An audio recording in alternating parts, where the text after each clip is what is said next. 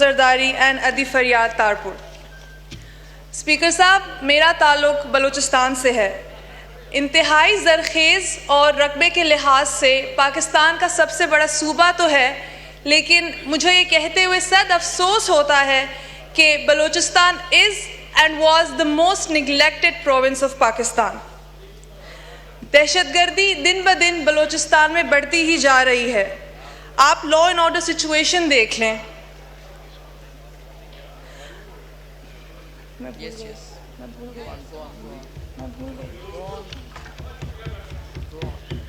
A peaceful and prosperous Balochistan तो बहुत दूर की बात है। हमें अपने सूबे में स्टेबिलिटी भी कहीं दूर दूर तक नज़र नहीं आती। स्पीकर साहब, 1947 से लेके अब तक बलूचिस्तान की माँओं ने, बहनों ने, बेटियों ने अपने कंधों पे सिर्फ जवानों की लाशें ही उठाई हैं। 16 अप्रैल 2013 में ऐसे ही एक दहशतगर्दी के वाक़े में मेरे भाई, मेरे चाचा और मेरे चाचा के बेटे को शहीद कर दिया गया। एक ही घर से 3 लाशें उठाई हैं हमने। मैं आपसे ये पूछना चाहती हूँ कि हमारा कसूर क्या था, उनका कसूर क्या था?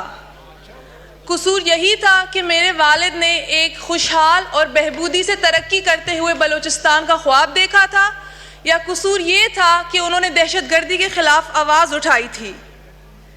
स्पीकर साहब, मैं ख़ुद एक शहीद की बहन हूँ, तो मैं उनका दुख, उनकी तकलीफ़ बाखूब समझती हूँ। आप हमें ये बताएं कि हमारे दुख का खामियाजा कौन भरेगा, हमारी तकलीफ़ें कौन दूर करेगा? हमें और कितनी लाशें उठानी पड़ेंगी अपने कंधों पे जब तक हमारे हालात बेहतर हों? Speaker Saab, one of the main reasons for deprivation and backwardness in Balochistan is illiteracy. The root cause lies in the patriarchal and parochial systems of our society.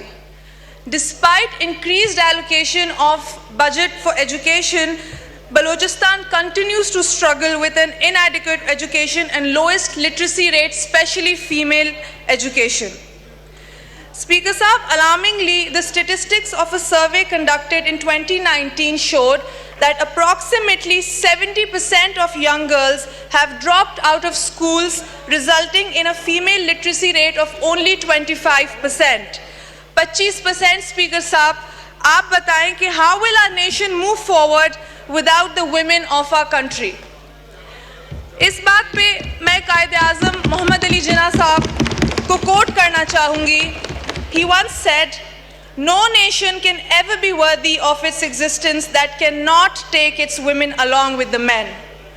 No struggle can ever succeed without women participating side by side with the men." Yes. These words resonate deeply with me, for they encapsulate the essence of my agenda as my representative for my people. I firmly believe that the progress and prosperity of our nation depends on full and equal representation and participation of women in every sphere of life. Yes. From politics to economics, education to healthcare, women must be given the opportunities to contribute their talents and abilities for the betterment of our society.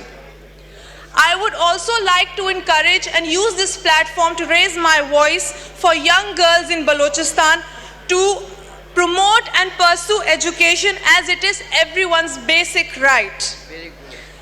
Speaker Saab, people here sitting and in the country would argue that the social structure, the tribal structure in Balochistan is what is the reason for the lack of education for females. But मैं यहाँ वो clarify करना चाहूँगी, मैं ख़ुद एक tribal family से belong करती हूँ, and I am a prime example of, my father is a prime example of support and encouragement for female education.